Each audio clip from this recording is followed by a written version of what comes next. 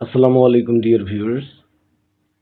ডিগ্রির এই পর্বে আমি কম্পিটিটিভ ডিগ্রি নিয়ে আলোচনা করব। অর্থাৎ কম্পিটিটিভ ডিগ্রির সংজ্ঞা, এর বেসিক, স্ট্রাকচার এবং কিছু উদাহরণ তুলে ধরার চেষ্টা করব। তো শুরু করা যাক।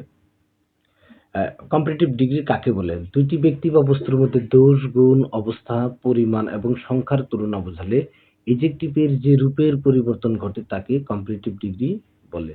অর্থাৎ দুজন ব্যক্তি এবং বস্তুর মধ্যে, দুটা ব্যক্তির মধ্যে হতে পারে, দুইটা বস্তুর মধ্যেও কি দোষ, গুণ, অবস্থা, পরিমাণ, সংখ্যার তুলনা হতে পারে। আর এই তুলনা হওয়ার সময় এই এডজেক্টিভের যে রূপের পরিবর্তন ঘটে তাকে কম্পিটিটিভ ডিগ্রি বলে। আশা করি বুঝতে পেরেছেন। কম্পিটিটিভ এর বেসিক। ডিয়ার ভিউয়ার্স, আমাদের বেসিকটা জানা খুবই জরুরি। বেসিক না জেনে আমরা ট্রান্সফরমেশন অফ সেন্টেন্স করতে যাই, যেমন সুপারলেটিভ থেকে কম্পিটিটিভ করি, সুপারলেটিভ থেকে পজিটিভ করি, তখন আর আমরা অনেকটা ভুল করে বসে থাকি, কারণ আমাদের বেসিকটা জানা থাকে না। কাজে আমাদের অন্য কোনো ডিগ্রিকে কম্পিটিটিভ ডিগ্রিতে রূপান্তরের সময় অবশ্যই আমাদের কম্পিটিটিভের বেসিকটা জানতে হবে। অর্থাৎ কম্পিটিটিভে কার পরে কি বসে এটা জানাটা খুবই জরুরি। বেসিক। কম্পিটিটিভ ডিগ্রির প্রথমে সাবজেক্ট বুঝতে হবে। তো দ্বিতীয় বৈশিষ্ট্য হচ্ছে কম্পিটিটিভ ডিগ্রিতে তারপরে বি ভার্ব অর্থাৎ অ্যামিজার ওয়াজ ওয়্যার বসবে। অর্থাৎ সাবজেক্টের পরে কম্পিটিটিভ ডিগ্রিতে be verb am is are was wire বসবে। তারপর হলো কম্পারেটিভ বসবে। কম্পারেটিভ। তারপর হচ্ছে দেন। এই দেন পর্যন্ত হচ্ছে বেসিক। অর্থাৎ কম্পিটিটিভ ডিগ্রির প্রধান বৈশিষ্ট্য হচ্ছে কম্পিটিটিভ ডিগ্রিতে প্রথমে সাবজেক্ট থাকতে হবে, তারপরে be verb am is are was wire থাকতে হবে, তারপরে কম্পিটিটিভ থাকতে হবে, তারপর দেন থাকতে হবে। অন্য কোনো ডিগ্রিকে এই ডিগ্রিতে রূপান্তরের সময় অবশ্যই এই কম্পিটিটিভ ডিগ্রির বেসিক অনুযায়ী এটাকে সাজাতে হবে। আশা করি বুঝতে পেরেছেন। এবার কম্পিটিটিভ ডিগ্রির স্ট্রাকচার নিয়ে আলোচনা করব। কম্পিটিটিভ ডিগ্রিতে তিনটে স্ট্রাকচার আছে। এখানে এই ডিগ্রিতে তিনটা স্ট্রাকচার আছে। আমরা ক্রমান্বয়ে স্ট্রাকচারগুলো আলোচনা করার চেষ্টা করব। তো প্রথম স্ট্রাকচার নিয়ে আমরা আজকে কথা বলবো। প্রথম স্ট্রাকচারটা হলো subject, be verb, comparative, then plus second person of thing, এটাকে আমরা অবজেক্ট বলতে পারি। অর্থাৎ বাংলায় স্ট্রাকচার হবে চেয়ে। বাংলায় স্ট্রাকচারের নামটা হবে চেয়ে। কম্পিটিটিভ ডিগ্রির বেসিক তো আমরা জেনেছি, প্রথমে সাবজেক্ট থাকতে হবে। অবশ্যই কম্পিটিটিভ ডিগ্রিতে প্রথমে সাবজেক্ট এবং বি ভার্ব, তারপর কম্পারেটিভ দেন, এই অংশটা হচ্ছে কম্পিটিটিভ ডিগ্রির বেসিক। তারপর সেকেন্ড পারসন অফ থিংস, যেটাকে আমরা অবজেক্ট বলে থাকি।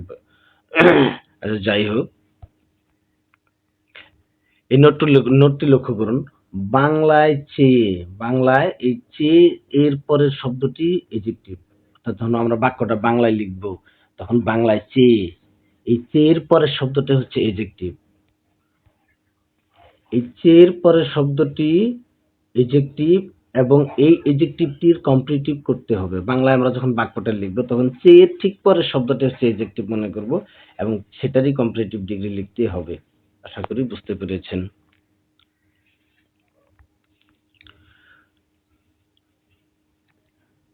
উদাহরণটি লক্ষ্য করুন। রবিউল সুমনের চেয়ে লম্বা। এখানে দেখুন, এই চেয়ে শব্দটার পর হচ্ছে লম্বা। এই চেয়ের পরে যে লম্বা আছে, এই লম্বাটা হচ্ছে এডজেক্টিভ, আর এটার ইংরেজি হলো লম্বা হচ্ছে টল, তার কম্পারেটিভ হচ্ছে টলার। আশা করি বুঝতে পেরেছেন। তাহলে আমাদের বাক্যটা দাঁড়াচ্ছে, প্রথমে সাবজেক্ট, রবিউল হচ্ছে সাবজেক্ট, তাহলে রবিউল, বি ভার্ব হচ্ছে ইজ, তারপরে কম্পারেটিভ হচ্ছে টলার, দেন দ্বিতীয় ব্যক্তি হচ্ছে সুমন। তাহলে রবিউল ইজ টলার দেন সুমন। আপনাদের বোঝার সুবিধার্থে এখানে একটা নোট লিখে রাখা আছে, আপনারা এটা দেখে নেবেন। দ্বিতীয় উদাহরণটি লক্ষ্য করুন। হাবিব কালামের চেয়ে গরিব। চেয়ে শব্দটার পরে গরিব আছে। এই চেয়ে শব্দটার পর যে গরিব, এই গরিবটা হলো এডজেক্টিভ, আর এটার কম্পারেটিভ হলো পুরার। তাহলে বাক্যটা আমাদের দাঁড়াচ্ছে, প্রথমে সাবজেক্ট হচ্ছে হাবিব, তারপরে বি ভার্ব হচ্ছে ইজ, তারপর হচ্ছে পুরার হচ্ছে কম্পারেটিভ, তারপর হচ্ছে দেন কামাল।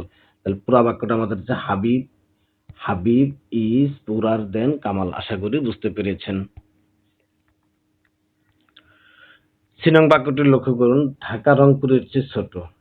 এবার দুইটা বস্তুর মধ্যে তুলনা করা হয়েছে।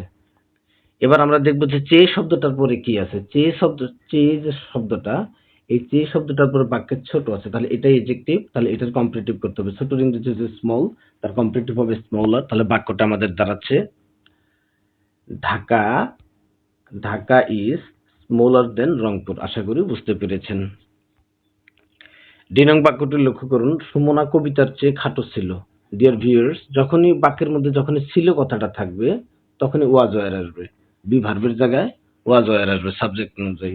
সুমন একটা নামবাচক শব্দ, তার সাথে ওয়াজ বসবে, এটা আমরা জানি।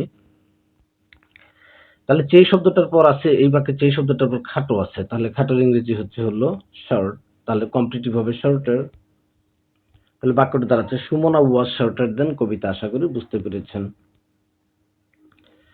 সালমান হাবিবের চেয়ে ধনী ছিল। এই বাক্যে চেয়ে শব্দটার পর ধনী আছে, তাহলে ধনী হচ্ছে এজেক্টিভ। ধনীর ইংরেজি হচ্ছে রিচ, তার হচ্ছে কম্পারেটিভ হচ্ছে রিচার। তাহলে ছিল কথা আছে, যখনই ছিল থাকবে তখনই ওয়াজ ওয়্যার আসবে। তাহলে সালমান হচ্ছে নামবাচক শব্দ, তার সাথে ওয়াজ বসবে। তাহলে সালমান ওয়াজ রিচার দেন হাবিব। আশা করি বুঝতে পেরেছেন। সালমান ওয়াজ রিচার দেন হাবিব। হাসিনা অং সান সুচির চেয়ে নিষ্ঠুর। এই চেয়ে শব্দটার পর হচ্ছে নিষ্ঠুর। নিষ্ঠুর হচ্ছে ক্রুয়েল। এই ক্রুয়েল হচ্ছে এজেক্টিভ, এটাকে কম্পারেটিভ করতে হবে।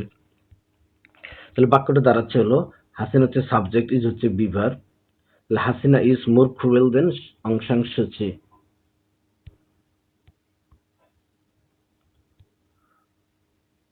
কলা আমের চেয়ে সস্তা। চেয়ে শব্দটার পরে এখানে সস্তা আছে, চেয়ে শব্দটার পরে হচ্ছে সস্তা। সস্তার ইংরেজি হচ্ছে চিপ, সেটার কম্পারেটিভ হচ্ছে চিপার। তাহলে কলা আমের চেয়ে সস্তা, দুইটা বস্তুর মধ্যে তুলনা। তাহলে banana is cheaper than mango.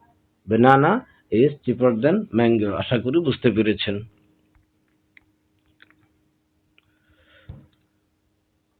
লতিফা আমার চেয়ে ভালো ছিল। ডিয়ার ভিউয়ার্স, যখনই বাক্যের মধ্যে যখনই ছিল কথাটা থাকবে তখনই বিভার্ব হিসেবে ওয়াজ ওয়্যার আসবে। তো লতিফা আমার চেয়ে ভালো ছিল। লেকিন চেয়ে শব্দটার পরে ভালো আছে, ভালো হচ্ছে এজেক্টিভ। এজেক্টিভ ভালোর ইংরেজি হচ্ছে গুড, এর কম্পারেটিভ হচ্ছে বেটার।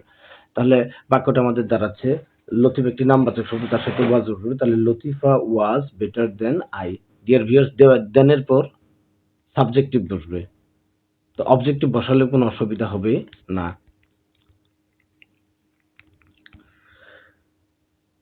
রবিউল রাহাতের চেয়ে অধিকতর আন্তরিক। এই চেয়ের পরে হচ্ছে অধিকতর আন্তরিক। এই অধিকতর আন্তরিকটাই হলো এজেক্টিভ, আর এটার কম্পারেটিভ হলো more sincere. The Rabiul is more sincere than Rahat.